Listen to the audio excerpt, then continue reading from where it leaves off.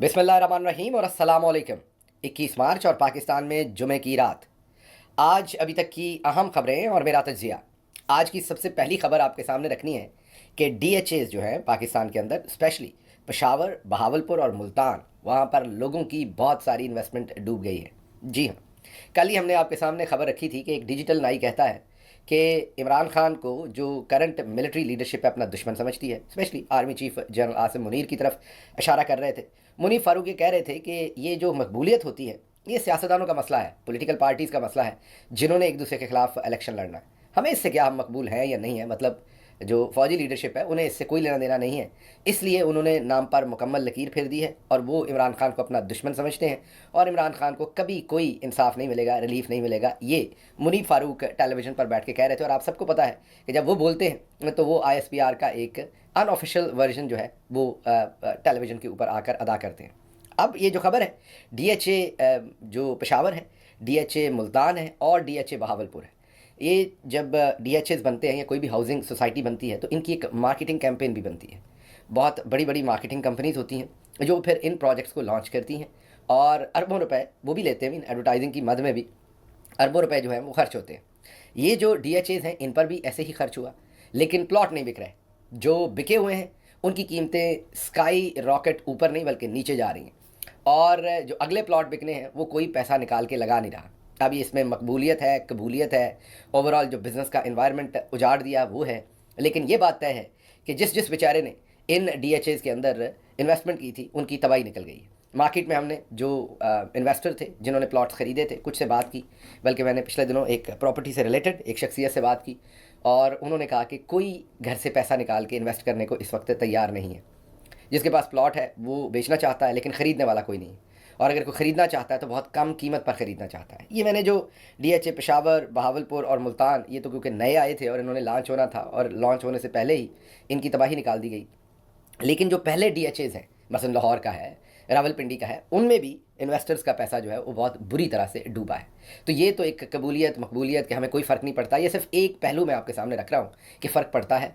जब मुल्क के अंदर सर्टेनिटी नहीं है तो फ़र्क पड़ता है। और जाहिर है ये एक बहुत बड़ा एवेन्यू है जो हमारे मिलिट्री के ऑफिसर्स हैं उनके लिए, अपने घर हासिल करने के लिए भी, और रिटायरमेंट पर उन्हें प्लॉट्स मिलते हैं और उससे वो फिर पैसा कमा के कोई ना कोई बाद में पोस्ट रिटायरमेंट बिज़नेस करने के लिए या और चीज़ें करने के लिए, ये उनके लिए एक बहुत बड़ा जैकपॉट है।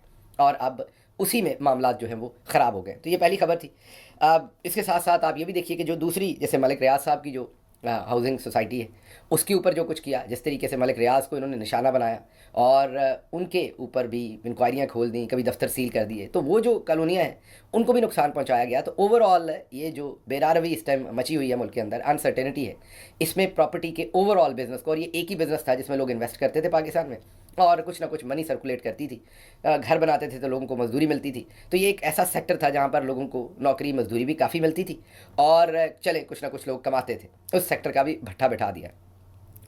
अब ये आईएमएफ से गुजारिश कर रहे हैं कि किसी तरीके से आईएमएफ इन्हें इजाज़त दे दे कि ये टैक्स अप्लाई ना करे। मीन ये जो प्रॉपर्टी टैक्स इन्होंने लगाया हुआ है वो छूट दे दें, लेकिन आईएमएफ मान नहीं रहा। जैसा मैंने आपको कहा कि ये एक ही तो धंधा है यहाँ हमारे मुल्क में, कोई ना हम इतनी ज़्यादा मैन्युफैक्चरिंग कर रहे हैं, ना आईटी सेक्टर में है, ना किसी और सेक्टर में है, तो ये एक ही तो काम है जो हम करते हैं। तो आईएमएफ कहता है अगर इसमें भी आपने टैक्स, प्रॉपर्टी टैक्स छूट दे दी तो फिर टैक्स कहाँ से कलेक्ट करेंगे, हमारा कर्जा कहाँ से वापस करेंगे। तो चौधरी निज़ामुद्दीन बुरी तरह से फंसे हुए हैं। जब आप कहते हैं कि इनको कोई फ़र्क नहीं पड़ता, आपका भी दिल यही सोचता है कि नहीं इनको सत्य खैरे हैं, इन्हें कोई फ़र्क नहीं पड़ता, तो मैं आपको बता दूं कि इन्हें फ़र्क पड़ता है। अब चलते हैं अगली खबर की तरफ। अगली खबर ज़ल्मे खलीलज़ाद से रिलेटेड है, क्योंकि अब आर्मी चीफ़ के सबसे करीब शख्सियत जो है इरफान सदीकी, जो उनके साबिक उस्ताद रहे हैं, और कहा जाता है कि नून लीग के साथ ये जो सारी डील करवाई थी जनरल आसिम मुनीर की, ये इरफान सदीकी ने ही करवाई थी। अब इरफान सदीकी को लॉन्च किया गया है सीधा ज़ल्मे खलीलज़ाद के ऊपर हमला करने को। क्यों किया गया है उसकी तरफ मैं चलता हूँ, लेकिन पहले सोचें कि ज़ल्मे खलीलज़ाद ने किया ऐसा क्या है कि एक दफ़ा ही इनकी नींदें उड़ गई हैं। अब अल जज़ीरा ने पूरी एक रिपोर्ट पब्लिश की है। खबर तो हमने आपको दे दी थी कि ज़ल्मे खलीलज़ाद ने एक सरप्राइज़ विज़िट किया अफ़गानिस्तान का, और तालिबान के साथ वो एक दूसरे के साथ उन्होंने तजदीद अहद की है नए रिलेशनशिप का, जिसमें हम मौजूद नहीं हैं। लेकिन अब जो वीडियो फुटेज आई है वो आपके सामने रखते हैं। अल जज़ीरा ने अब दिखाया है कि ज़ल्मे खलीलज़ाद उस सारे मिशन को लीड कर रहे हैं, अफ़गान उनके साथ हैं, और सिर्फ अफ़गान ही नहीं, ब्रादर इस्लामिक कंट्रीज़, जी हाँ, जो गल्फ़ के ब्रादर इस्लामिक कंट्रीज़ हैं, शेख साहबान जो हैं वो भी आपको साथ नज़र आ रहे हैं। अब आप कहेंगे इसमें क्या इतनी इंपॉर्टेंट बात है, اس میں امپورٹنٹ یہ ہے کہ اس جگہ پر پاکستان بھی ہو سکتا تھا اور ہمیشہ پاکستان ہی ہوتا تھا. پاکستان کے بغیر طالبان کے ساتھ معاملات ڈیل نہیں ہوتے تھے. اب آپ دیکھیں تو انہوں نے پتہ ہی کاٹ دیا ہے. پاکستان کہیں موجود نہیں ہے تو گلف کنٹریز سے ڈگنیٹریز ساتھ تھیں تو زلمے خلیل زاد پہلے دبئی یا قطر یا ان ملکوں میں آئے, وہاں سے انہوں نے ان دوستوں کو ساتھ لیا اور وہ سیدھا افغانستان پہنچے, اپنا بندہ چھڑوایا اور بندہ چھڑوا کر وہ واپس روانہ ہو گئے. وہی زلمے خلیل زاد جن کو یہ کہتے تھے وہ ارریلیونٹ آدمی ہے, اس کو کون پوچھتا ہے, وہ نوکری ڈھونڈتا پھر رہا ہے. حالانکہ ان کو شاید یاد نہیں کہ صدر ریگن کے زمانے سے زلمے خلیل زاد جو ہے وہ امریکی ایڈمنسٹریشن کے اندر بہت امپورٹنٹ ذمہ داریوں کے اوپر کام کر رہا ہے, اور ابھی بھی وہ شاید اگر کسی کو اتھارٹی کہا جائے افغانستان پہ, پاکستان پہ, تو وہ امریکہ کے پاس زلمے خلیل زاد ہی ہے.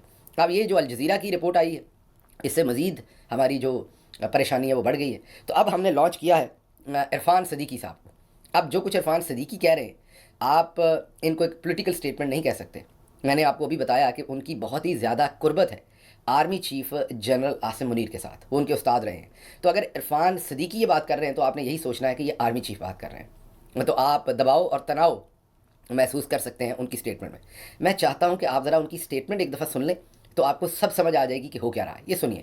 زلمے خلیل زاد ایک خاص مائنڈ سیٹ کا نام ہے اور وہ پاکستان کے حوالے سے ہمیشہ ہی ان کا جو رویہ رہا ہے, جو طرز عمل رہا ہے, وہ بڑا منفی رہا ہے.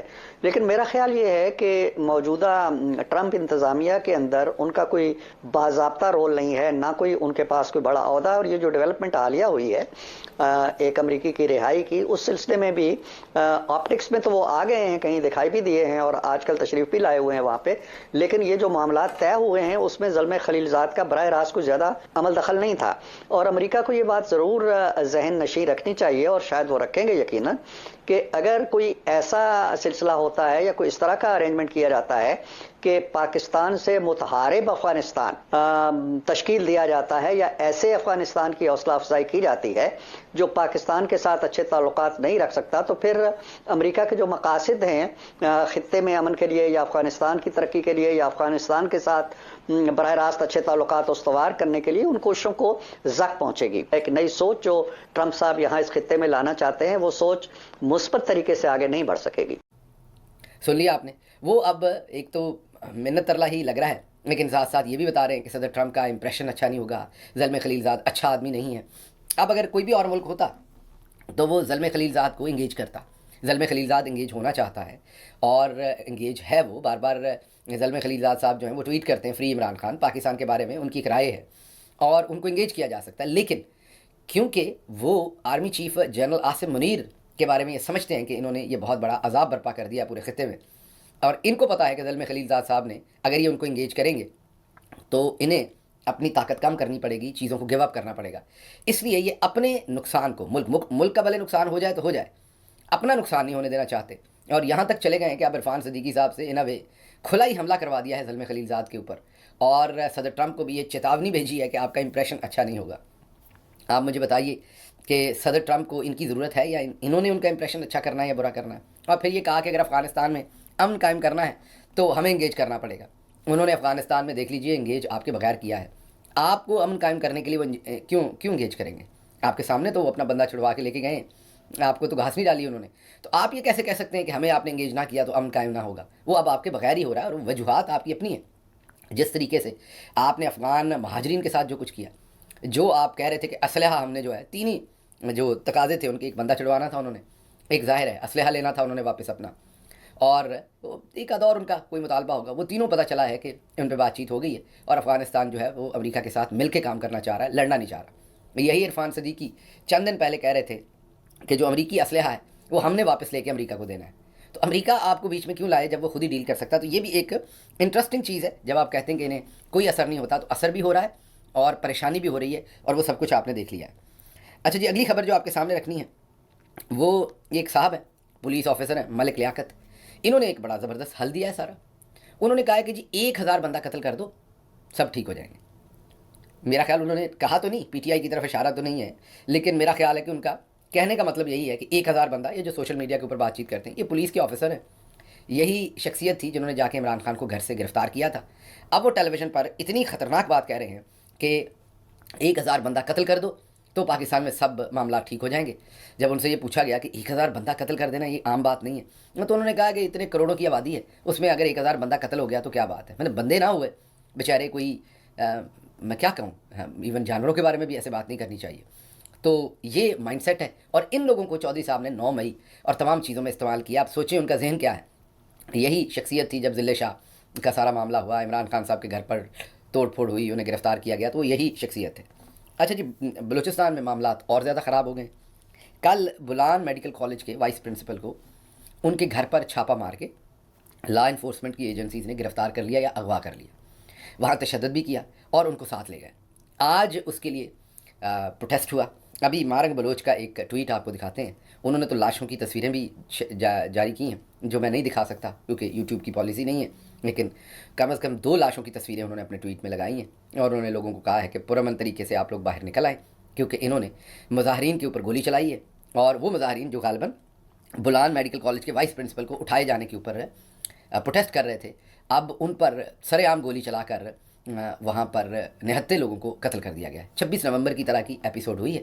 مارنگ بلوچ کا وہاں پر ٹویٹ بھی موجود ہے. اللہ نہ کرے معاملات خراب ہوتے نظر آ رہے ہیں ہر روز. آپ ذرا غور کیجئے کہ ہمارے پاس ایک ہی سلوشن ہے کہ لوگوں کو مار دو, بجائے اس کے کہ ہم مرہم رکھیں, انگیج کریں. اگر ہم مارتے جائیں گے تو دشمن تو ہمارا گھات لگا کے باہر بیٹھا ہوا ہے. کسی دن بھی کسی نے اسپانسر کر دیا ان سب کو کھل کے, کسی ملک نے بھی, تو پھر آپ کدھر جائیں گے اور معاملات کدھر ہوں گے. لیکن ہم نے ہوش کے ناخن نہیں لینے, ہم نے تن کے رکھو کی پالیسی جو ہے وہ جاری رکھنی. اچھا جی, اگلی خبر آپ کے سامنے اسلام آباد ہائی کورٹ سے رکھتے ہیں. وہاں ایک نیا ہی کام شروع ہو گیا. وہاں پر جو ججز ہیں, اسلام آباد ہائی کورٹ کیونکہ ایک نئی ہائی کورٹ تھی, وہاں پر کلچر تھوڑا ڈفرینٹ تھا, ججز کا بھی اور عملے کا بھی. لیکن اب کیونکہ چودھری صاحب نے اس ہائی کورٹ کے اوپر قبضہ کرنے کے لیے لاہور اور دوسری ہائی کورٹ سے ججز کو ٹرانسفر کیا ہے, وہ ججز ساتھ اپنا عملہ بھی لے آئے ہیں. اب وہاں پر ایک نیا کام شروع ہو گیا. وہ جو ساتھ عملہ آیا ہے چودھری صاحب نے جو ٹرانسفر کی ہیں, وہ ججز کا عملہ لوگوں سے سر عام رشوت مانگتا ہے. اب اس پر جسٹس بابر ستار نے ایک خط لکھ دیا, جو اس وقت کے چیف جسٹس ہیں قائم مقام سرفراز ڈوگر صاحب, جسٹس سرفراز ڈوگر, ان کو کہ آپ کا عملہ رشوت مانگتا ہے, ان کو بندے کا پتر بنائیں. تو میرا نہیں خیال کہ وہ تو شاید تمغہ امتیاز دیں, بندے کا پتر تو نہیں بنائیں گے. لیکن اب وہاں پر ججز پریشان ہیں جو اسلام آباد ہائی کورٹ کے ہیں, کہ یہ جو نیا چینج آف کلچر ہے جو سرفراز ڈوگر صاحب لائے ہیں, قانون کے مطابق کوئی فیصلہ نہیں کرتے. پچھلے دنوں جسٹس اعجاز اسحاق ایک مقدمہ سن رہے تھے, خود سے ہی لارج بینچ بنا کے ان کے سامنے سے وہ مقدمہ اٹھا کے تو اپنے سامنے لگا لیا. عمران خان سے ریلیٹڈ وہ مقدمہ تھا.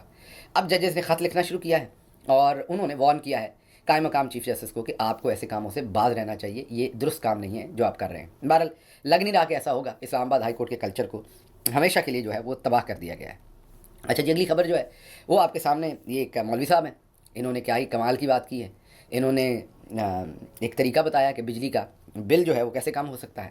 آپ ذرا سوچئے, یہ نیشنل ٹیلی ویژن پر بیٹھ کے یہ باتیں بتا رہے ہیں, اور لوگوں کو کہہ رہے ہیں کہ میٹر میں انگلی دیں, بجلی کے میٹر میں, اور یہ چیز لکھیں تو بجلی کا بل جو ہے وہ کم آ جائے گا.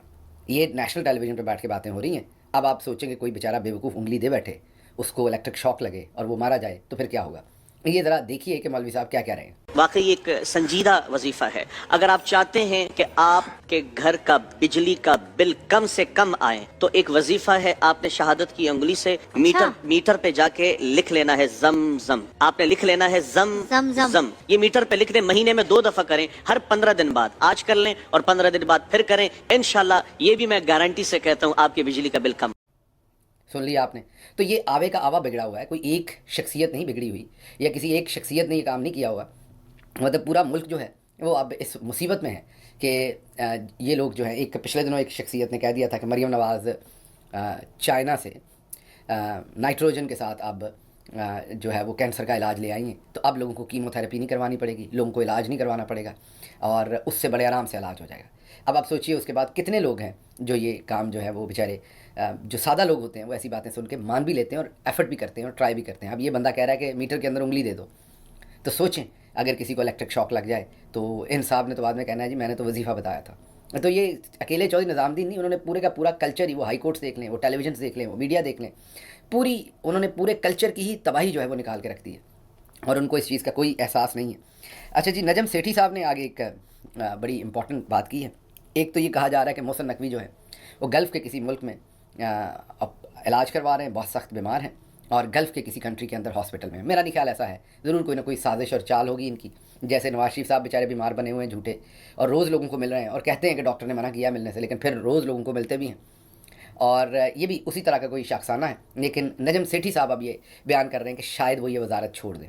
اب یا تو کوئی ان کا آپس میں پھڈا ہو گیا ہے، یا پھر شہباز شریف کی چھٹی کروا کے اسے وزیر اعظم کے طور پر لانا ہے۔ بہرحال دیکھتے ہیں یہ معاملہ کس طرف چلتا ہے، لیکن ایک چیز یہاں پر طے ہے کہ محسن نقوی صاحب جو ہے وہ اب روئے رواں وزارت داخلہ کے نہیں رہ گئے۔ تو اینڈ پہ صرف یہی کہوں گا کہ جب آپ کہتے ہیں کہ ان کو کوئی فرق نہیں پڑتا، انہوں نے ایسے ہی چلنا ہے، ایسا نہیں ہے، انہیں فرق پڑتا ہے۔ ایک ایک کر کے چیزیں چینج ہو رہی ہیں، اور یہ جو ظلم کا نظام ہوتا ہے یہ بہت دیر تک ایسے رہ نہیں سکتا۔ مجھے یہاں سے اجازت دیجیے، اللہ آپ کا حامی و ناصر ہو۔ پاکستان زندہ باد۔